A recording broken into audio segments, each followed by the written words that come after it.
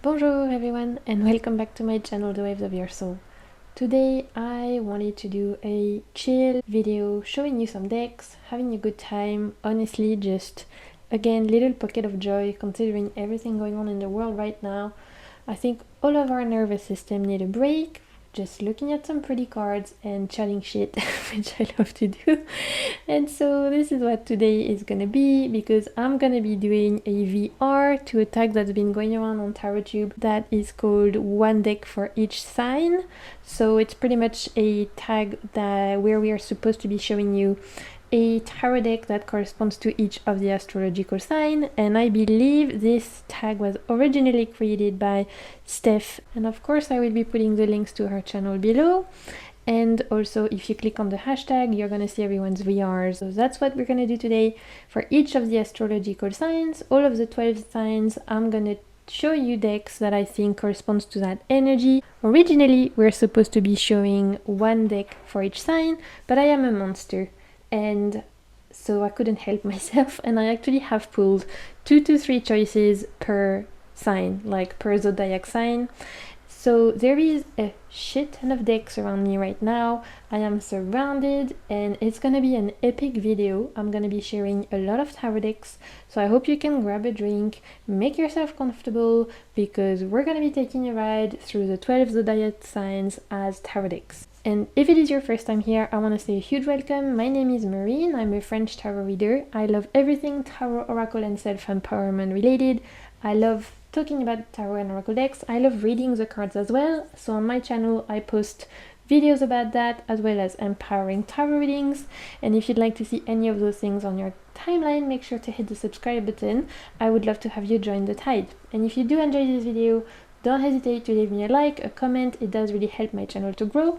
It's free and it's a nice exchange of energy. So without further ado, let's get into my decks for each sign.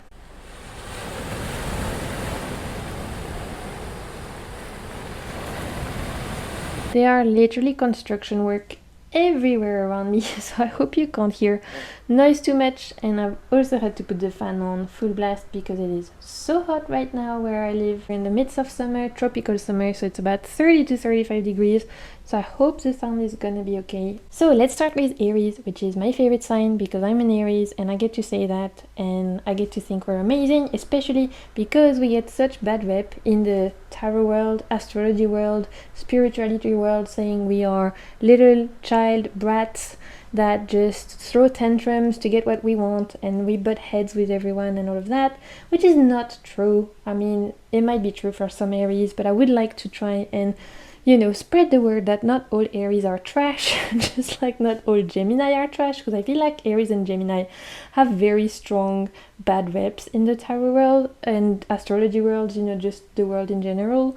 So I'm here to say Aries rock, and the first tarot that for me represents Aries is the Crimson Asteria Tarot. So the Crimson Asteria Tarot is a very new tarot that came into my collection literally this week. It was a Kickstarter deck that I received recently. It is by Pranic Forest. I'm gonna leave all of the links below, but look at this. This is red for filth, red for blood, red for fire, red for Aries, anger, red for life. Everything is painted in 50 shades of red, and my Aries heart is so here for it. This deck is beautiful, it's gorgeous, it's powerful, it's witchy, it's dynamic, it's punchy, it's gut-wrenching, and it's full of fire, full of passion. I mean, look at this 5 of Cups. It's very gut-wrenching, right? This is like, it's not gonna leave you without feeling anything. It's definitely going to be bringing up emotions, which I feel like is very Aries. The redness of it, the passion of it, it's full on Aries. Like, it's absolutely an Aries deck to me, and the fact that I received it just prior Aries season is perfect. So of course that had to be my first Aries pick, and I'm absolutely loving it. So expect to see it in my future like March favorites, because I've been using it a ton, so it's gonna be shown more then. My second pick for Aries, because like I told you, I literally am a monster and I can't help myself, and you know, I was like, I need some fun today, I need some lightheartedness, so I'm just gonna be sharing with you a shit ton of decks, so I hope you're here for that. My second pick, which is a struggle to get out, is gonna be no surprise to you, my favorite deck, potentially. That's a big statement, okay, let me take that back. One of my, I would say like top three of all time favorite deck, the Stunning Tarot by Jonas Ayaus. This is an indie deck, I have the first edition. I've never had a double of deck before, but honestly, this one I love so much, and I have the first edition and it's starting to show signs of wear, and I'm actually tempted to pick up her latest one just to have and just to like spare this one a little bit because it's being used to the death. I mean, I love this deck so much. It's one of my all-time favorites, and as you can see, the color palette is very limited. There's a lot of pinks and reds in this deck, which for me is very Aries. It's full of power, full of passion, full of life, which for me is very Aries. It's a bit of everything, like it's, you know, there's a bit of Egyptian mythology, there's a bit of 1000 Arabian Nights vibes, there's a bit of mermaid vibe, which I feel is also very Aries. Like, we start a lot of things, we're not necessarily the best at finishing them, but we love to explore and start a lot of things. We're the fire starter after all. And so I feel like this is it's also very like obvious in your face. It's not very like subtle, which I feel is also very Aries. We don't tend to be very subtle. That is for me a very Aries deck right there. Of course, you know, you can disagree with me. I don't want to be falling into stereotypes. I'm just talking as an Aries person myself, who doesn't just have my sun in Aries. I also have my Mercury in Aries, and I've got one of my closest friends who's an Aries too. So, you know, Aries for life. My last Aries pick, and that's because for me Aries is also the child. It's the Cosmic Cycle Tarot, and that really, and again, an indie deck. I'll leave all the links below. This deck for me is tuning into that side of Aries that is very more inner childlike, wonder, curious, kind of that idea of I'm gonna start, I'm gonna try it, I'm gonna give it a go, I'm gonna see what's out there, starting new things, of exploring, and the fact that it follows people's story. So throughout the cards of this deck, you're gonna see the same people evolve, and you see them evolve through life, you see them grow up, you see them going through trials and tribulation. And because Aries is the first sign of the 12 signs, I felt like this was an interesting one to pick as well as an Aries deck, because it literally shows the evolution of those people's life, just like Aries is the first sign for the evolution of the other 12 sign, or the other 11, I guess. So that made sense in my head. I don't know if I'm explaining it very well. So Taurus is my moon sign, so I feel like I have a good grasp on what Taurus is, and I have quite a few Taurus people in my life. Among them, my oldest friend, we've been friends for 17 years, so I have a good idea at what Taurus's energy is like, to me anyway. And the first one that for me was very Taurus energy is Tarophona, which is an indie deck. Again, I'll leave the link below, and this is an animal deck, and for me Taurus is, there's a sense of coziness to Taurus energy, a sense of feeling comfortable, of being able to just be who you want to be. At least that's very much how I feel with my Taurus friends, where it's like you don't have to try and pretend to be anyone else than you're not. You can just be. It's like, it's a nice comfortable cup of tea. It's taking your shoes off after a hard day and cozying up on the couch to have a chat with your best friend or your loved ones, and, you know, watching your favorite TV show, eating your favorite food. This is very Taurus vibe to me, just being cozy, comfy, comfortable, and at peace and at ease. And the Fauna Tarot is very much a cozy feeling deck to me, because it's set up in the forest with very cute animals, and yet they are all going through their life, like each suit follows a different family, so there's a sense there of connection with others, and it's not too many animals that it gets confusing. Like torches are just foxes, the bears, for pentacles or rocks we just see bears, the feathers or swords we just see owls. And this feels very cozy to me, because I guess it reminds me of those books I would read as a child. Sweet, but also it delivers the messages it needs, so it's also very honest and direct in a way that I know that Taurus can be.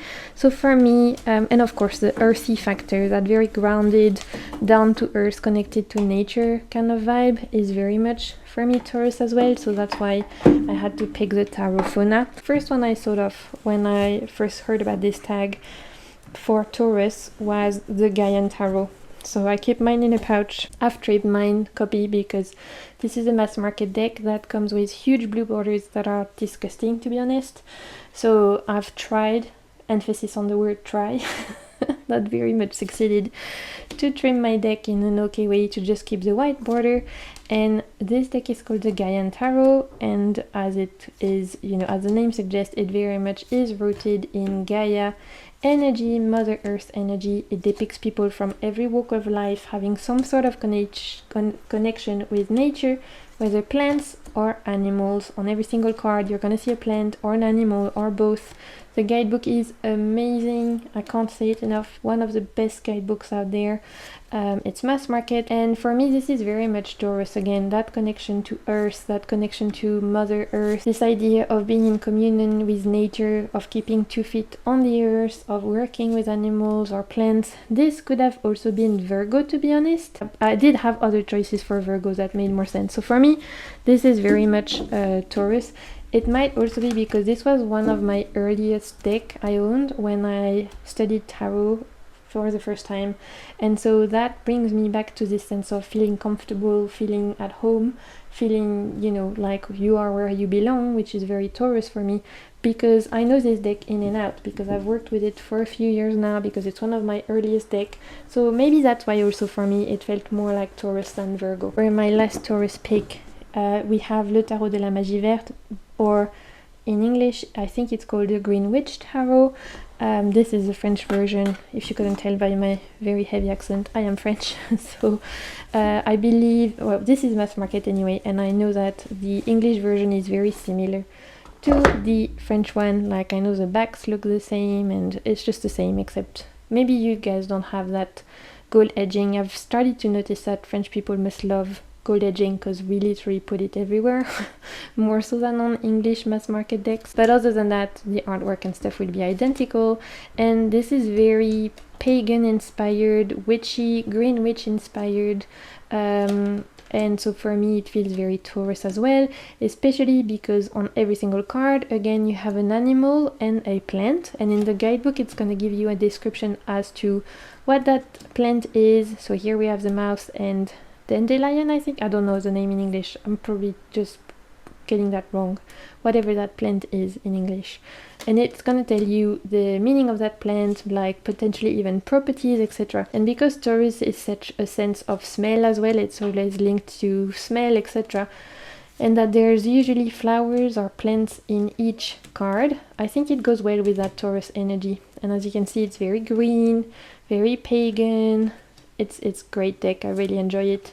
It's really sweet, and it's a great reader, honestly. I should bring it out more. I've not used it in a while, and this is making me want to put it out. Okay, Gemini. So Gemini was a little bit harder for me. I only had to pick. I don't have that many people. I don't think I have any Gemini in my life directly, but I know a lot of people on TarotTube that I watch are Geminis, and I really enjoy their way of thinking. So I guess indirectly I am exposed to Gemini thinking, just not directly in my day-to-day life. But the ultimate 100% deck that is absolutely Gemini energy for me is the Soul Shadow Tarot by Yena. This is unfortunately an out-of-print tarot deck that's quite hard to get, I'm sorry, but I had to show it to you guys for the tarot loving purpose, because this was created by Soul Shadow Tarot, which it's a tarot channel created by Yena, who is a French tarot reader, spirit worker, etc.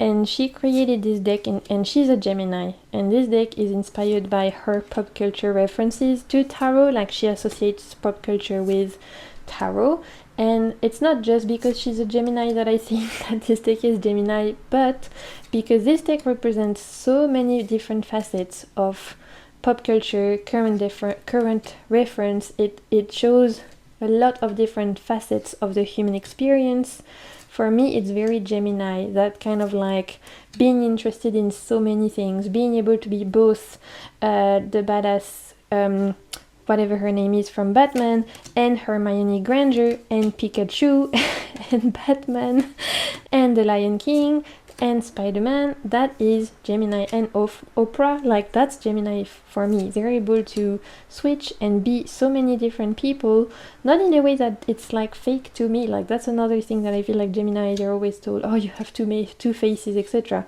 It's just that they're, one, easily adaptable, I think, and two, their mind works so quickly that they're able to jump to so many more ideas than I could, for example. So for me, this is very Gemini, this deck, this idea of being able to channel different ideas, channel different people, be interested in lots of different things, quick-witted, quick-minded, you know, like there's no time to rest. It's like, let's go, the mind is on fire, very Knight of Swords energy. That's Gemini to me. So for me, that deck was it. Then my other pick for Gemini is the New Vision Tarot, and again, it's because this is showing to me the ability for Gemini to think quickly, fix problems, have solutions, and kind of like move on from one thing to the next and see things from a different perspective. These are the backs, by the way. This is a mass market deck, Los Carambeo, and the idea of this deck is that it represents the RWS, the traditional Rider-Waite-Smith, except we are turned 180. So instead of seeing the scenes we normally see from the RWS, we see what's going on behind or in front of the characters. They've imagined what Pixie, who is the creator of the RWS, would have depicted behind or in front of those drawings, like a new perspective. This is why it's called a New Vision Tarot. So here we see behind the throne of the Queen of Pentacles, whereas normally we would see her from the front. So for me, this is very Gemini. Again, new perspective, ability to problem fix, ability to come up with new ideas, and it just felt super Gemini to me. Look at this Chariot. It's showing actually the more like shadow side of the Chariot, like at what cost are you successful, at what cost are you going for it, at what cost are you going after your goals. It's a very interesting deck. I really enjoy working with it to work on what am I not seeing, and I feel like that's very Gemini, that question of what am I not seeing. To me, this is the kind of stuff that Gemini asks themselves. Although, like I said, I'm not Gemini, I don't have any clue. I might be talking shit, but then what's new there? So let's move on. Let's move on to Cancer. So when I think of Cancer, I think of my dad, who is a Cancer, and my grandma, who is a Cancer. So for me, it very much resonates with family. And the first deck I've thought of when I thought of Cancer, I thought family. And I know Cancer is supposed to be around family anyway. But for me, the first one that came to mind is the, what is that? The Anake Tarot. This is a mass market deck. And the Anake Tarot is, for me, a deck that is so great for reading around relationships, family dynamics, relationship between the self and others, readings around emotions. All the characters depict emotions beautifully, and the interaction between the different characters are so interesting. And this is a really interesting deck, and it's one that grows on you, I think, which is kind of like also a bit Cancer, like in the idea that you get to go behind their hard shell and discover their soft-hearted center. And that deck is very much that for me. When I first got it, I didn't really love it because my shallow ass was like, I don't really like the aesthetic, it looks a bit But then you work with it and you realize all those little gold nuggets. For example, the fact that the lovers is an older couple with a dog. That just is the kind of stuff that's made me fall in love with the deck. So for me, it's perfectly Cancer, appropriate for Cancer, because like I said, it's this idea of you get beyond the exterior to get to know the core center, and it's like that's where you discover who they really are. I had to pick the Healing Waves Tarot for Cancer. Sorry, this is an out of print deck, so I don't want to be like creating FOMO or anything, but this honestly is the most Cancer deck in my collection after the Anake, because, well, first of all, it's the ocean, and we know Cancer is linked to the ocean, etc. And I told you that my dad is Cancer, and my dad loves the ocean. This is why I'm called Marine. He loves anything to do with the ocean. He goes windsurfing, he goes scuba diving and snorkeling, and for me this is like very much the kind of deck he enjoys.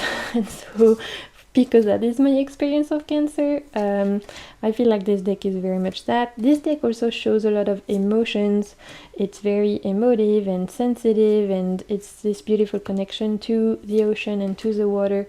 There's a ton of crab in this deck as well, which of course makes me think of Cancer. So I feel like this is absolutely Cancer energy. And again, I'm sorry it's out of, oh my god, look at this 5 of Earth. Every time I see it, I'm like, oh, that poor little crab.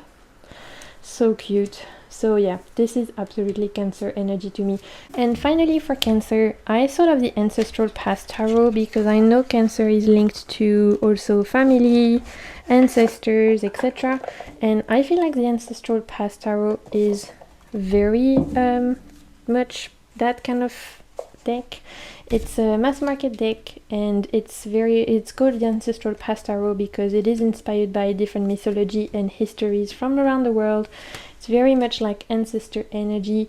Each suit is based on a different kind of era or theme. So swords are Japanese mythology. For the cups, it's the Arthurian legends.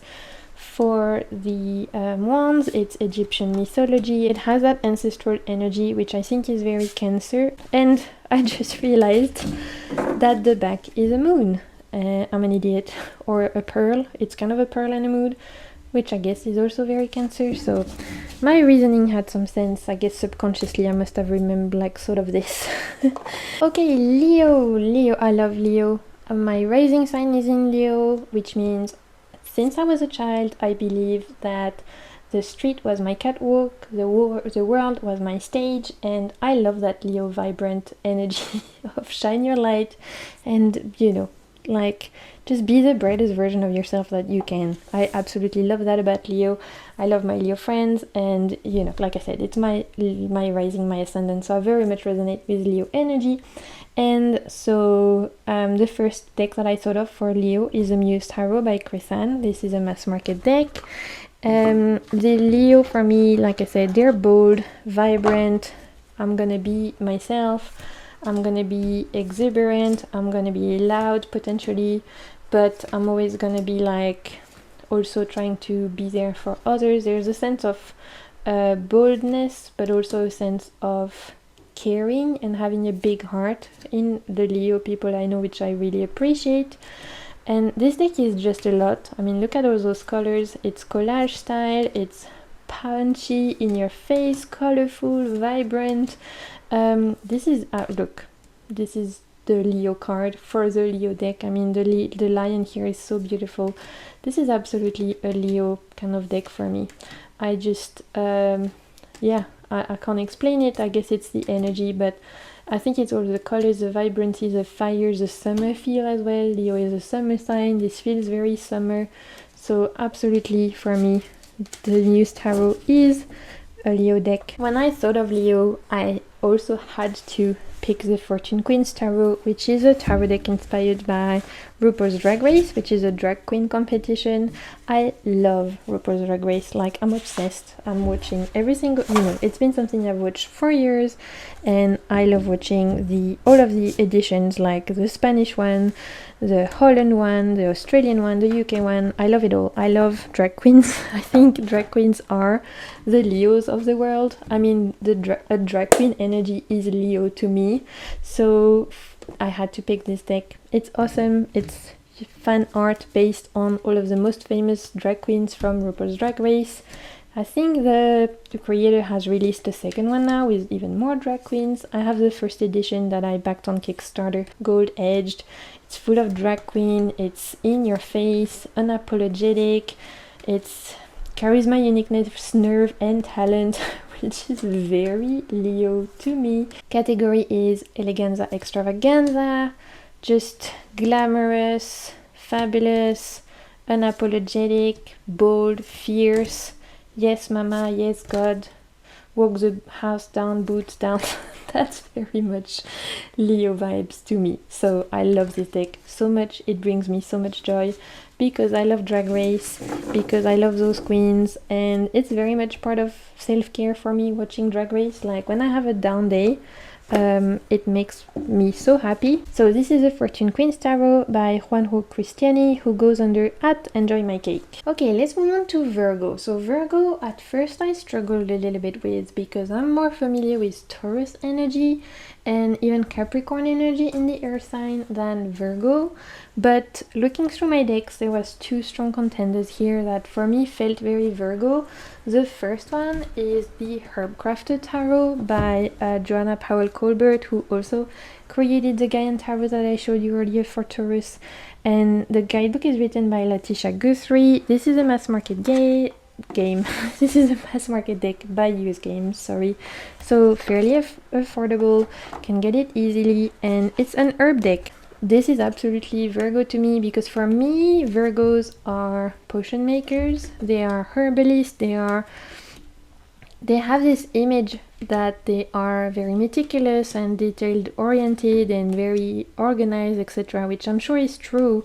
But for me, the main sign of Virgo that I tend to see in the Virgo people I have come across, I have a kind of connection to nature that is around healing, around alchemy, of being able to alchemize something in turning it into magic, turning into healing.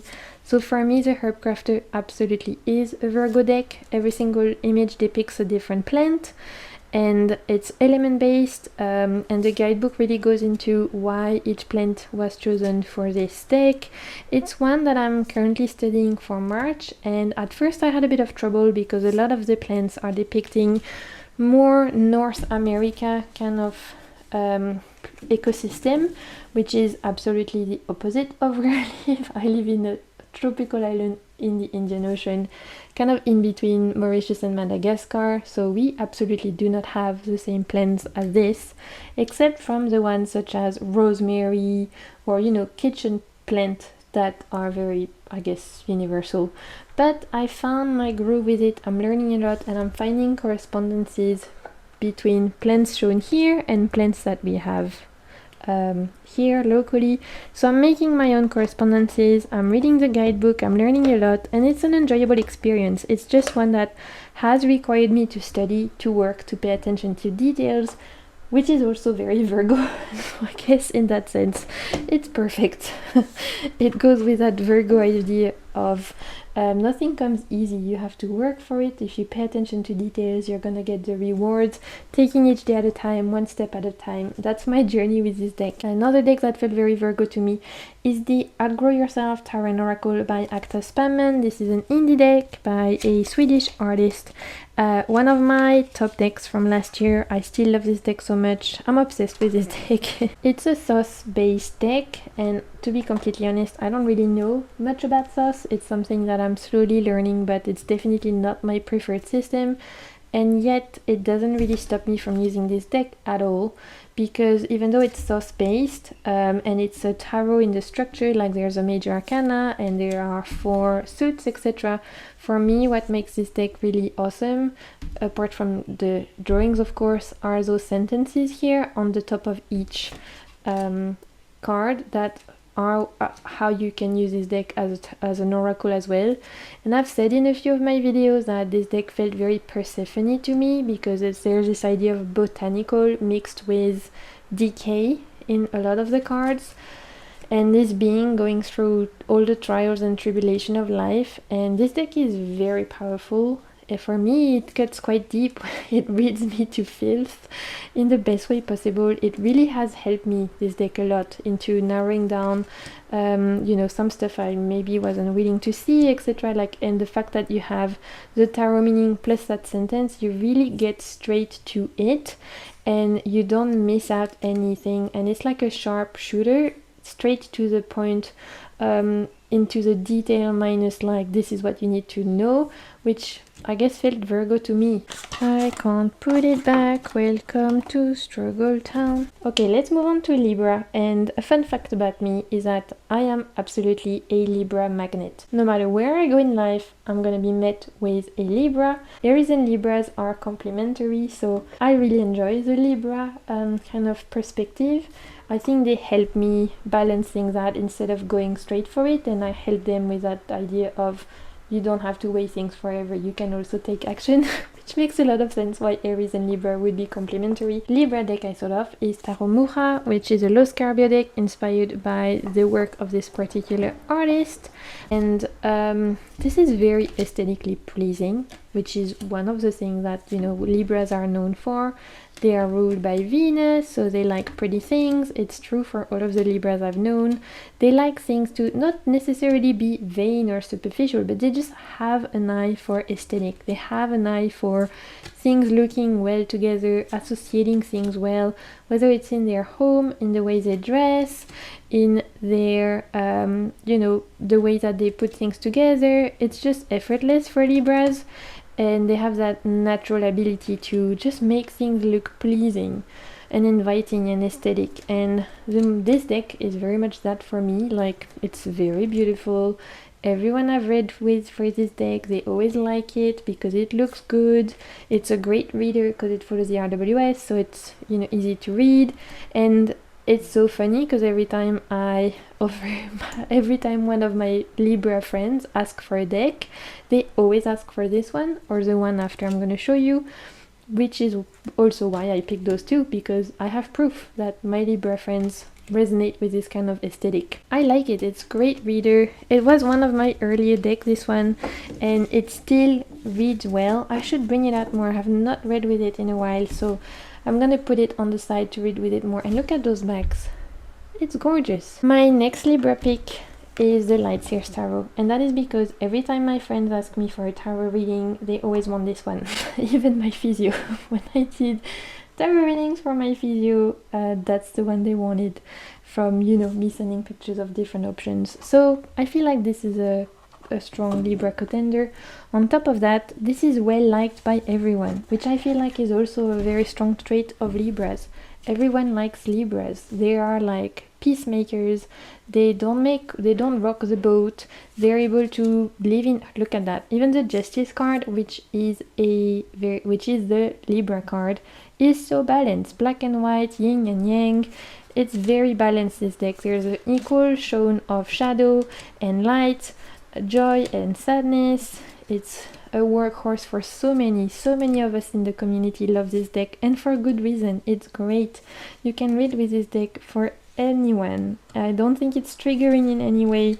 I think it's beautiful. I think it's modern, but it still keeps a lot of the traditional kind of symbolism we need. The Death card is very Libra, like it's not confrontational. It's gonna weigh both sides of death, both the ending and the new beginning. And so in that sense, it's also very Libra. And also the fact that, like I said, it's so popular, a lot of people like it, it's well balanced. Absolutely, the Light Seers for me is a Libra. My last Libra pick is the Way Home Tarot. This is an indie deck by Barbara Whitner and Autumn Whitehurst. And for me, this is very Libra because it's a very well balanced deck. It is equally light and dark, hopeful and sad, equally modern and classic. It's equally nature and humans, because even though there are no humans actually shown in the deck, the court cards are shown. Let me try and see if I can find it.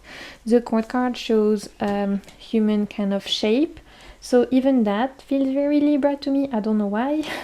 Look at that. Isn't that not just, again, very Libra? There's a lot of white space. It's very airy.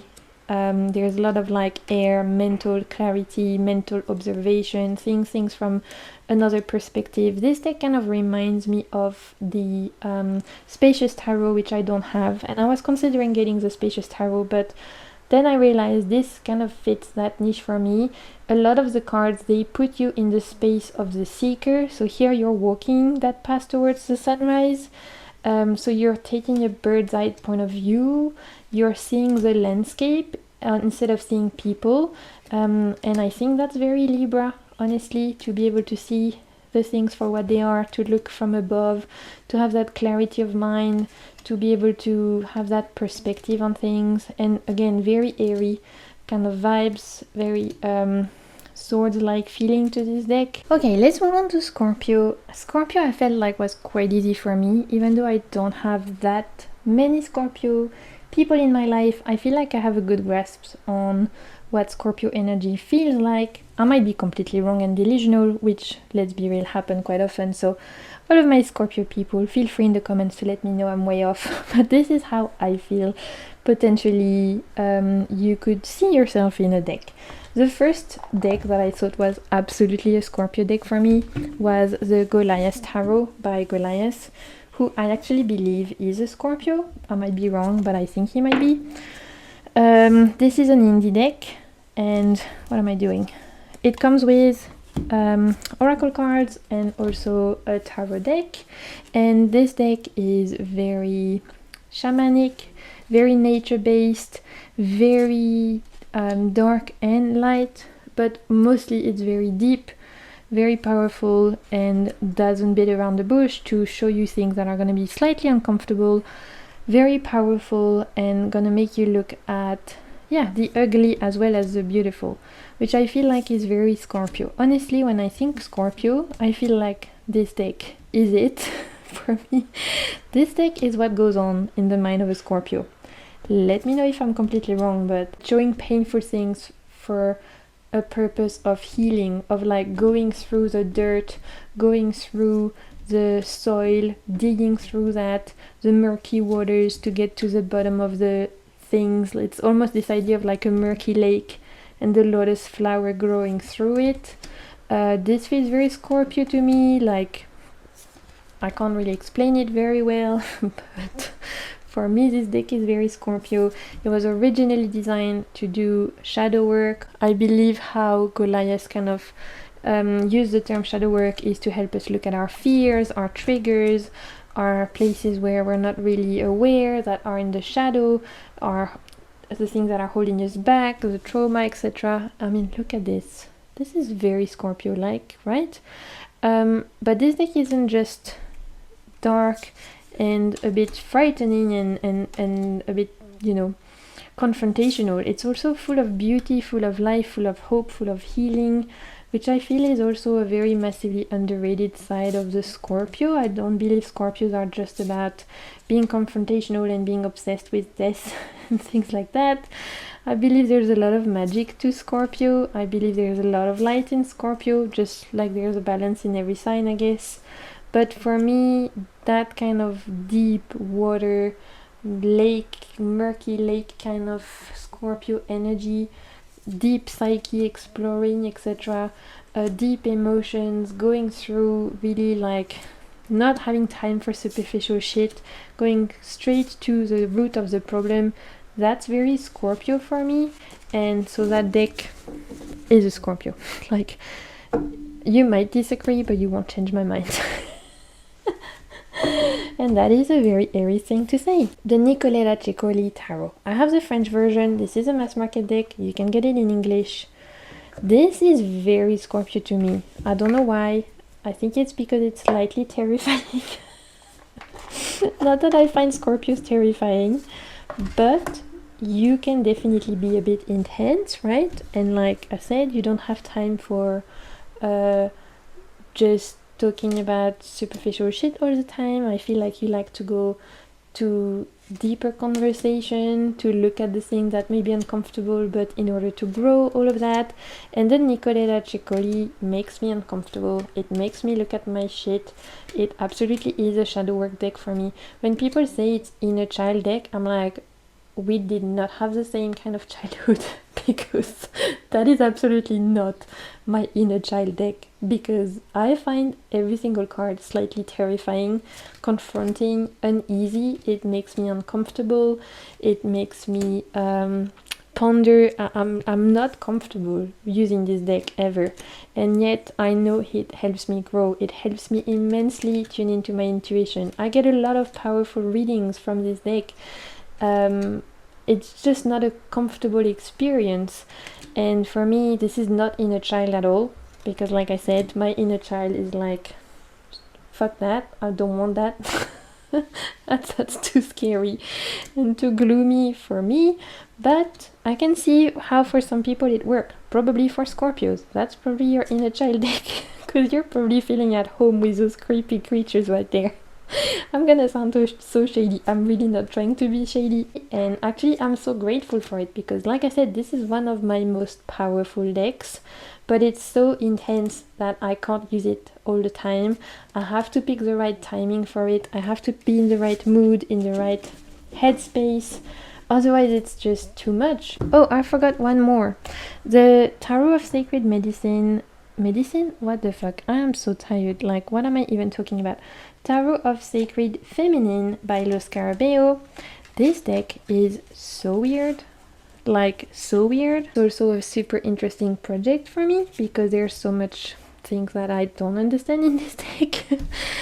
But it's definitely, again, this kind of deep Scorpio energy. This is very much like dark goddess also energy, which I feel like is also very Scorpio. Again, a great deck for shadow work.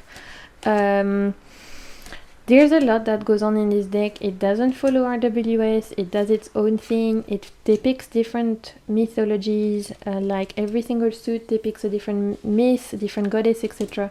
But not in a way that it's obvious. So even for me, who I believe myself quite well versed in certain mythology, at least like Greek mythology, you know, I feel like I'm, and even Egyptian, I'm okay, like I thought I was. When I look at it, I don't always recognize who it is or the storyline, etc. So I have to refer the little guidebook, but at the same time, it's super interesting. There's not a ton of information in the guidebook, because it's a Lo Scarabeo deck, but there's definitely enough to keep you kind of wanting to go deeper. And this is absolutely 100% an intuitive reader for me, because it's so far away from traditional imagery that you have to let your intuition speak. It's very deep, it's very there's some confrontational cards, like for sure, like this is Rhiannon, for example. It's not a fluffy deck, it's not a superficial deck. It's gonna require study, it's gonna require introspection, silence, darkness, sitting with your emotions, all the things that I feel like are quite Scorpio. So this is absolutely a Scorpio deck for me, and I have a love-hate relationship with this deck, in the sense that sometimes it confuses me so much that I'm like, oh, I just want to give it away. But then sometimes I need this deck and it brings me what I need. Okay, let's move on to Sagittarius. Sagittarius is... It was a hard energy for me to pinpoint. There are 5 signs, and like I said, I have both Leo and Aries in my chart. It's like the one fire sign that I'm not super familiar with, but I tried my best. So Sagittarius people below, let me know if I'm completely off. But the first kind of Sagittarius deck I thought of is the Pirate Tarot. So this is a gift. I don't know where you can get it, honestly. I have no idea. So I'll leave the name of it below, but I think it's called the Pirate Tarot, or Tarot of the Pirates. It looks like a Lo Scarabeo box, but it's not Lo Scarabeo, so I don't know. Like I said, it was a gift. But it's all about pirates, and for me, who loves pirate energy, I live on a tropical island, so I love pirate stories, I love pirate treasures and pirate like stories, and we have a lot of that here where I live. So it's something I've always loved since I was a child, the kind of pirates culture. I find it fascinating, and for me pirate energy is very Sagittarius because of this idea of explorer of the world. Pirates are very fiery, right? Like if you think of pirate energy, they are very fire based. They are gonna be exploring the world, going on adventure, trying to learn a lot, trying to expand, trying to trade, trying to grow. They are a bit fearless, which I feel like is also Sagittarius. For me, Sagittarius is I don't know how it's the plural of Sagittarius, so to me they're just Sagittarius. To me they are fearless. I know they're supposed to be wise as well, I guess, because of the link with Jupiter. But then I don't think Jupiter is always wise. Like when you read mythology stories, he also makes very impulsive decisions that are very questionable a lot of the time, which I feel is very pirate relevant to, you know, pirate world, etc. This idea of I don't know, just exploring and wildness and rawness and freedom. That's very Sagittarius to me. Another very Sagittarius deck to me is the Uncommon Tarot by Shaheen Miro, and the book is by Teresa Reed. This is a mass market deck, and this is a collage art style that depicts people from all over the world, different ethnicity, different age, different culture. It's very beautiful, very bold, and this is absolutely what Sagittarius feels like to me. The explorer, this connection to all the other human beings, the fire. For me, this is Sagittarius. Again, let me know if I'm wrong, but there's something about this deck, this mix of kind of older images with modern images with landscape, and this kind of very world-like vibe. This deck is awesome. I love it so much. For me, it's a massively underrated deck. It's mass market, it's easy to get, it's not too expensive, it's beautiful. The creator is a queer artist. Like, people need to rep this deck more. It's so good. And also for me, it's Sagittarius. Absolutely. So my Sagittarius watchers, let me know if you agree, but I felt like that suited you quite well, and it is the Uncommon Tarot. Okay, let's move on to Capricorn. Oh my god, thank you so much if you're still watching. I feel like I've been talking on for so long, so thank you if you're still here. So Capricorn, I love Capricorn. Two of my really close friends are Capricorn. I love Capricorn energy. It's so different from Aries, but at the same time it's not that different. Like, we still have horns. And there's something I love about Capricorn that I feel like they're often misdepicted. Like, they're often depicted as being serious and goal oriented, and you know, nothing can get in their way, etc, etc, which is all true, but there's a side of Capricorn that is also very like dry humor that I love, that very like deadpan humor. My first pick is the Antique Anatomy Tarot. I have the French edition. It's a mass market deck. This is a pip deck that is mixing both botanicals and human body parts, like anatomical drawings of the human bones, I guess. That deck feels very Capricorn to me. Earthy nature of it, but it's not earth like Taurus of spring, it's earth of winter. It's like the deep roots, not the tree, not the flower, the roots. And what represents more the roots than our bones? And so for me, this is very Capricorn. There's a stern vibe to this deck, a Saturnian kind of vibe to this deck, which I feel suits Capricorn really well. As you can see, it's a pip deck. It's that kind of vintage imagery mixed with beautiful flowers. I feel like it's perfect for Capricorn, honestly. Like, I'm not tooting my own horn, but toot toot. That was a great pick, I think. My second pick for Capricorn is the Eteia Tarot, which is one of the oldest tarot deck. My copy isn't old, but the Eteia Tarot is one of the oldest decks out there after, you know, the traditional Italian deck. This was the first tarot deck that was designed for divination. Before, all the decks that came out before this were designed for playing games, for playing card games. The Eteia Tarot, and I have an edition by Grimaud, for the purpose of divination, for the purpose of fortune telling. And so this is very Capricorn to me because it's going to require you to work for it. You have to learn the system, associations, and the different meanings. And it's like, this deck is work.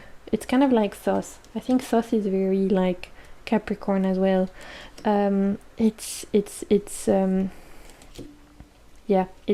historical, it's traditional, it's a lot. This is the heritage of what a lot of new decks were created, even like things like the RWS, etc., drew inspiration from the Eteia.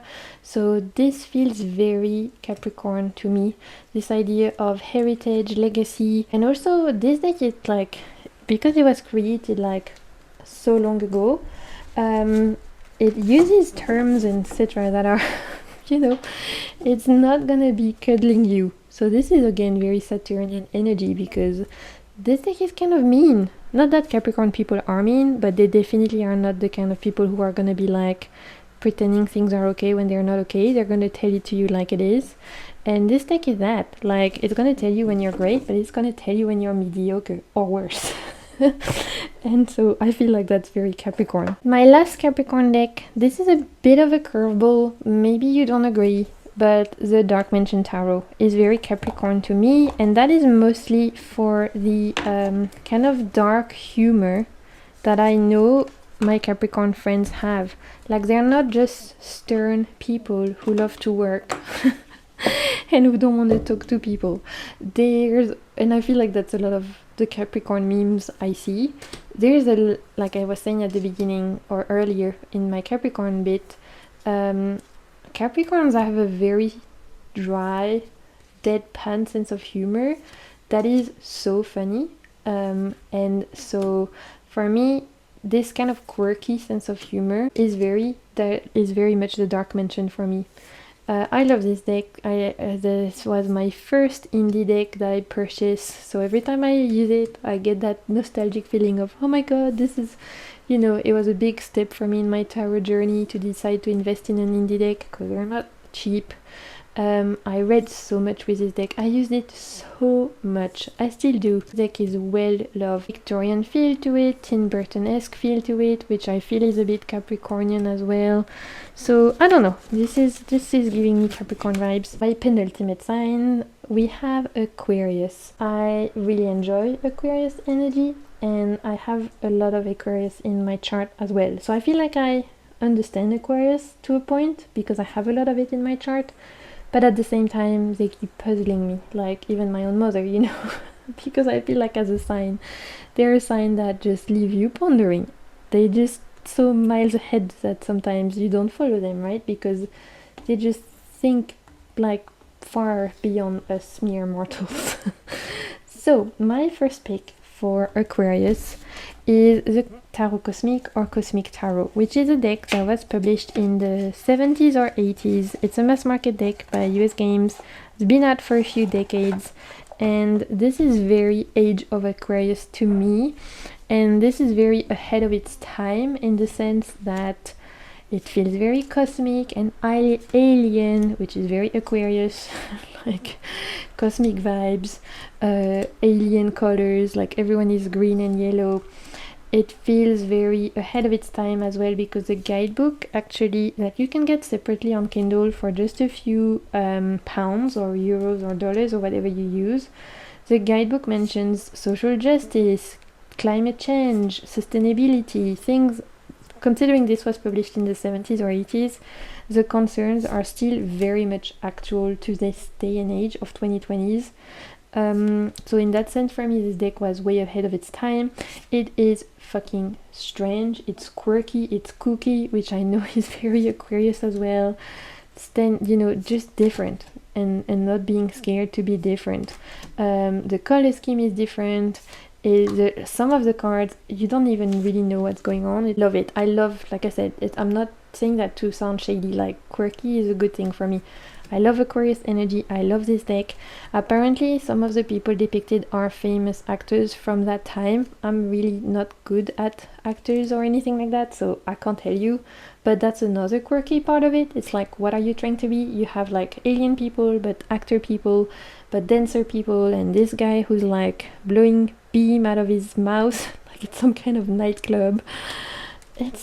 It's a lot, and yet it's awesome. Another very, very Aquarius deck for me is the Next World Tarot. The Next World Tarot is a mass market. I have the mini version. I really need to get the large version because the mini is great. I love this deck. This is one of my top 3 favorite decks of all time. I really love it, but the mini, it's convenient, but it's just like too small for you to really appreciate the artwork. So I need to get the bigger version.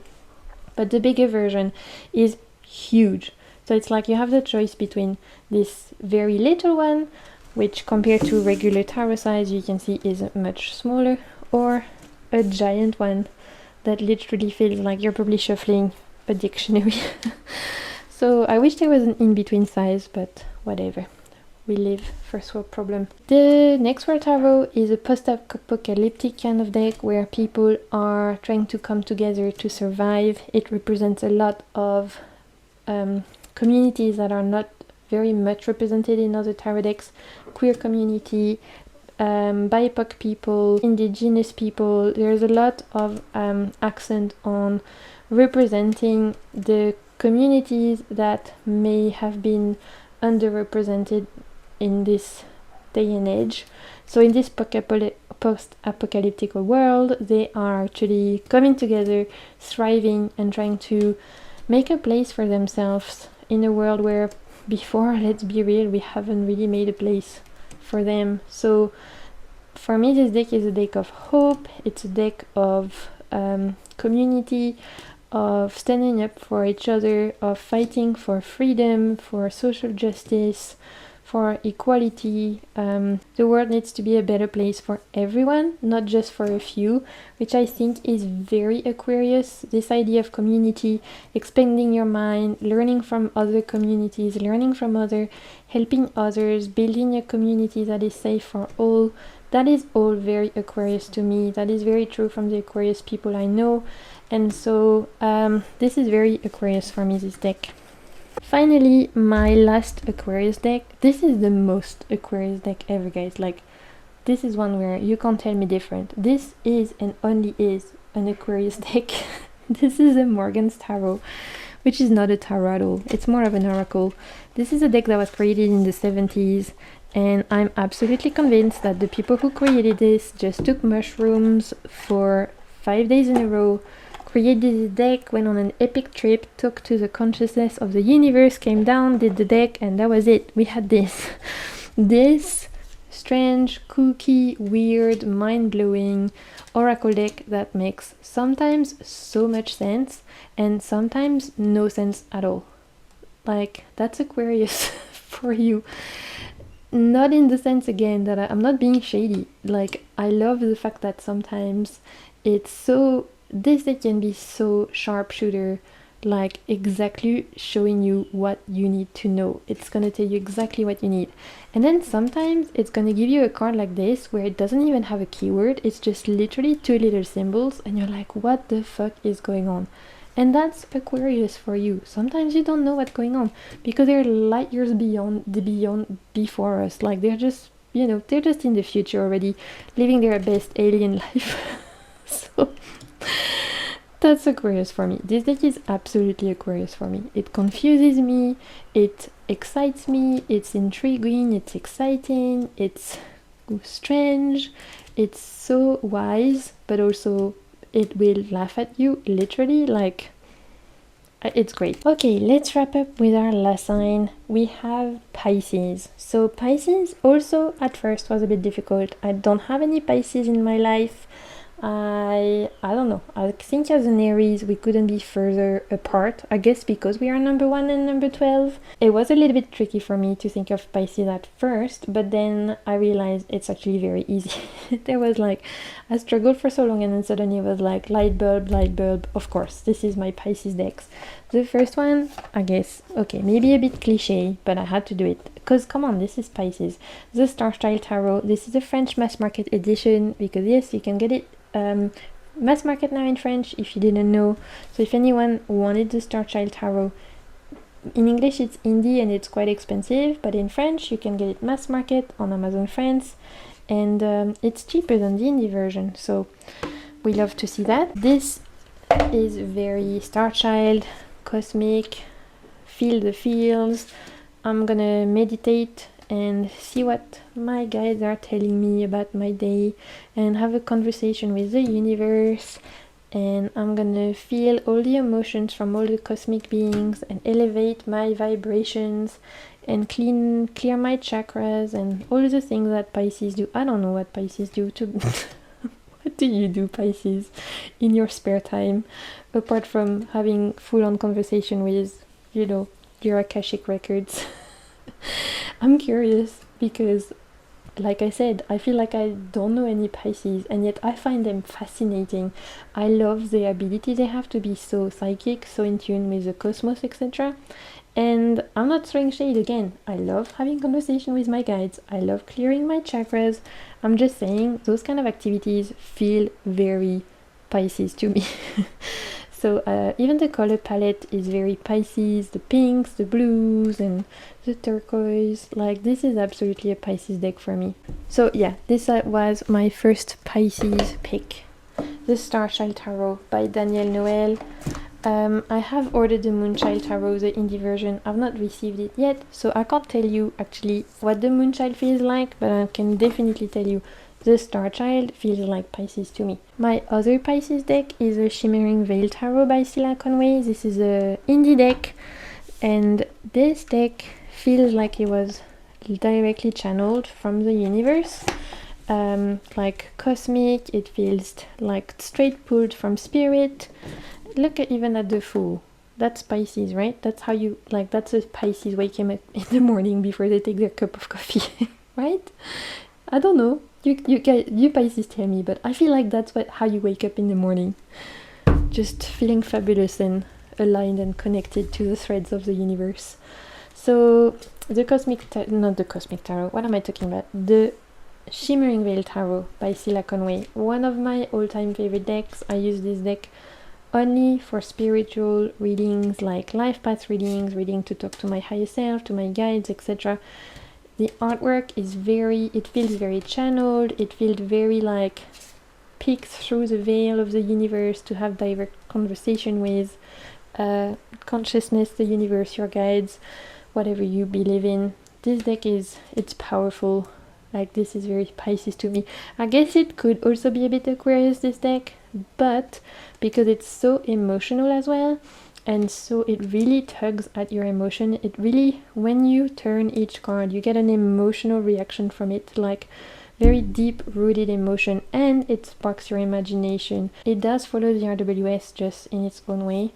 It's beautiful, and yeah, I love it. So this is it. We have made it through 12 signs. I don't even know how many decks I've shown you, because there was definitely more than 2 decks per sign. Maybe some of them were even 3, so that was a lot of decks. Hope you enjoyed it. I sure did have a lot of fun spending that time with you.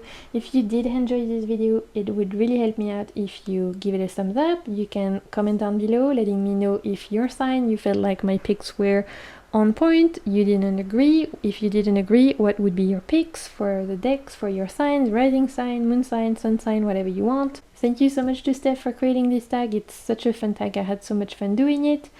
And until my next video, as per usual, I am sending you so much good vibes and keep navigating the waves of your soul. Bye!